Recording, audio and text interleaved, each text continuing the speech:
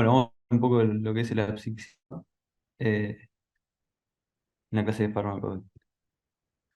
Primero, hablar un poco de lo que va a ser la clase, una breve introducción, hablar del mecanismo de acción de fármaco, hay indicaciones, las dosis que tienen, hablar un poco de la farmacocinética que tiene, que va a tener relación con las consideraciones anestésicas que después vamos a ver, las contraindicaciones, las interacciones y los efectos adversos. Y después unos papers que me parecieron interesantes. Hablar un poquito de lo que es la introducción.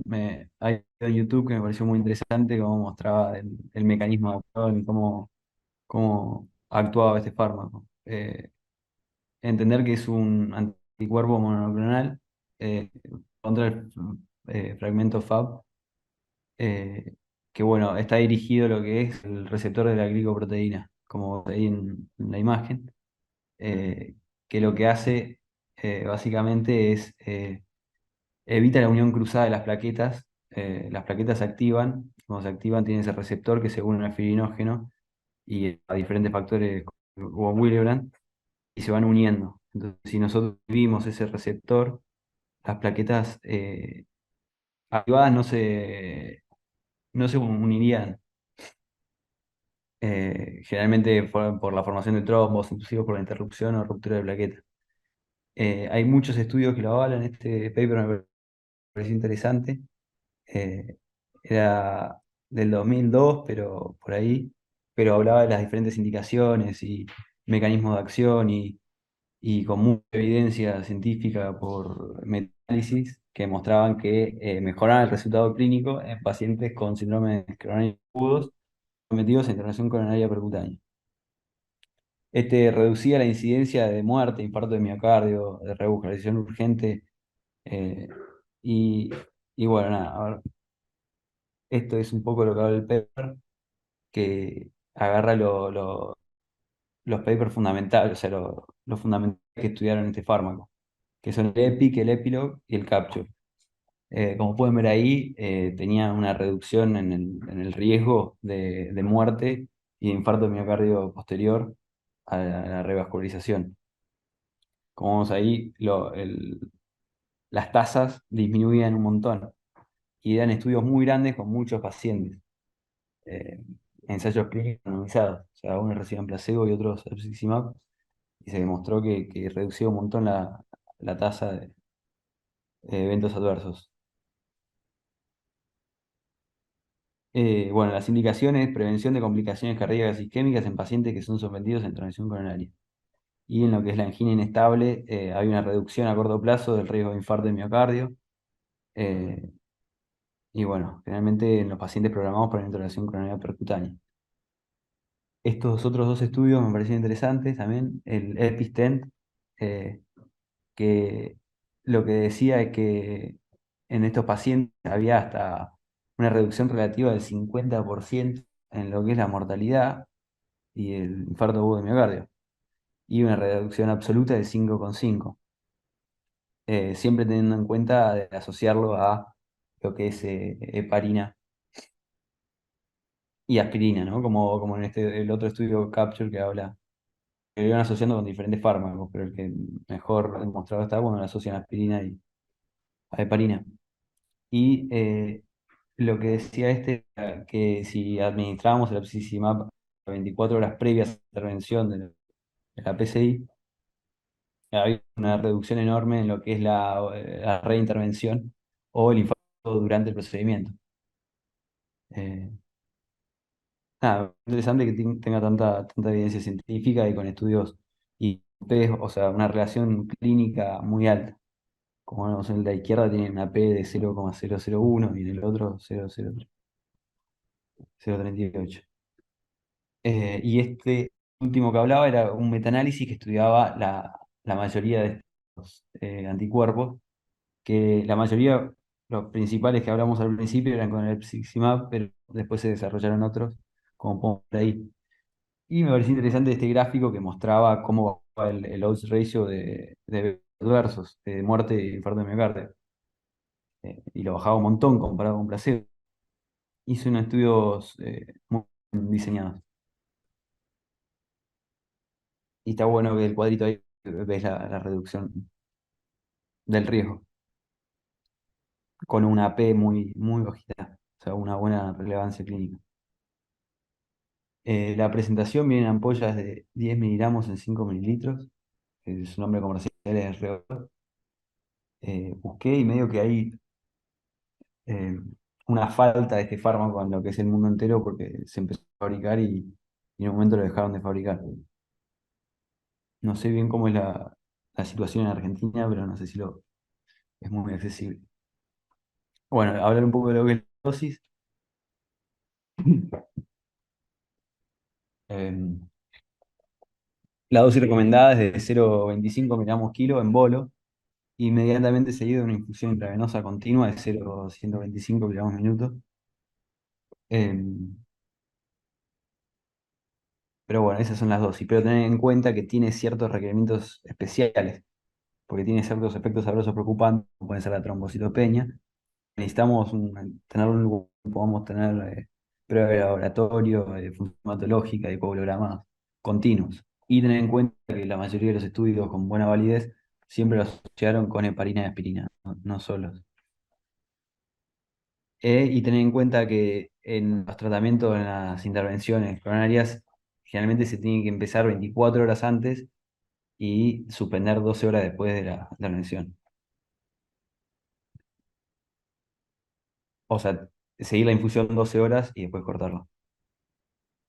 Hablar un poco de la espermocinética, medio breve, que tiene una vida media muy corta. Las concentraciones plasmáticas disminuyen muy rápido, por eso es importante la dosis y que tienen que haber una perfusión continua.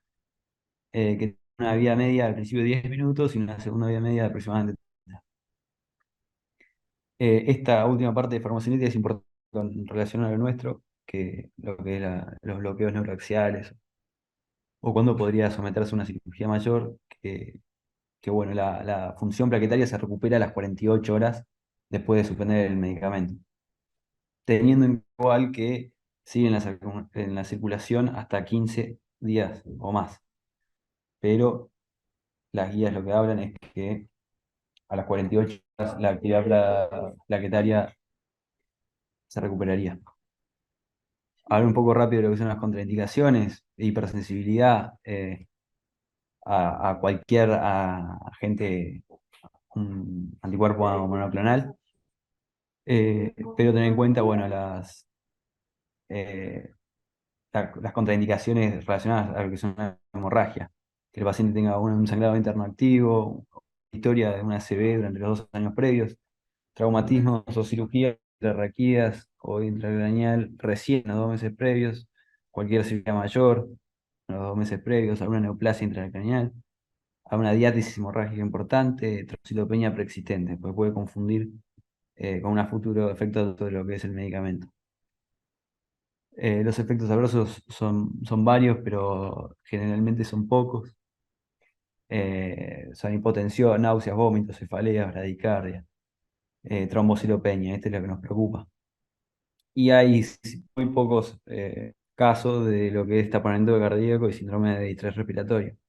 Pero bueno, no siempre son tan atribuibles a lo que es el fármaco, sino que al contexto del paciente. También esto me parecía interesante, de que el paper este hablaba de la incidencia total de hemorragia intracraneal, que bueno, a tenerlo en cuenta porque por la función plaquetaria inhibida, ¿no? Va a aumentar el riesgo. Que en los otros ensayos, o sea, en los pacientes que estaban tratados con placebos, la hemorragia intracraneal era de 9 cada 3.000, un 0,30, y aumentaba muy poco, pero o sea, existe el riesgo aumentado de 0,32. Eh, y bueno, después en los otros estudios más grandes como el Epilogue y Stent, también había un riesgo aumentado de lo que es trombocitopenia, que pasaba del 2,8 en los pacientes tratados o con 1 en los pacientes tratados con placebo. Entonces, tener en cuenta esos dos efectos adversos grandes, eh, entonces siempre va a riesgo beneficio, ¿no? Pero siempre que recetamos algún medicamento, pasamos algún medicamento, tenemos que tener en cuenta las posibles reacciones adversas y riesgos que tienen. Nada, un poquito algo que no tenemos muy en cuenta a veces, que es la dieta de pacientes. Eh, Hablaba el paper bastante de esto, que los pacientes que consumían mucho jengibre o mucho ajo, esto, estos alimentos, que en verdad también son medicamentos, inhiben la agregación plaquetaria. Entonces, tener en cuenta también que ciertos pacientes que consumen ciertos alimentos capaz tienen un riesgo aumentado. No hay ningún estudio que lo demuestre grande, pero está estudiado que estos dos alimentos aumentan lo que es el efecto antiplaquetario y producen efectos clínicamente significativos. Bueno, para terminar un poco, vamos a hablar de lo que son las consideraciones anestésicas. Eh, Y lo que mencioné antes, el tiempo hasta que la agregación plaquetaria vuelve a la normalidad es de 24 a 48 horas para la abscisión y de 4 a 8 horas para los otros anticuerpos. Eh, y bueno, algo que me llamó la atención también es que dice que están contraindicados hasta las 4 semanas posteriores a una cirugía y que en todos los pacientes que tenemos una RAQui tendrían que tener un monitoreo neurológico por la aparición de alguna hemorragia intracerebral en el periodo postoperatorio. Bueno, nada, este paper que me pareció interesante incluía este fármaco que hablaba de que muchos de estos riesgos no se pueden calcular bien porque no hay un modelo que los pueda hacer bien y no hay estudios prospectivos que se puedan valorar bien lo que es el riesgo. Que generalmente nosotros tenemos el concepto de que hay uno cada 150.000 tienen complicaciones hemorrágicas por una estructural y uno en 220.000 tienen hemorragias por anestesia raquídea.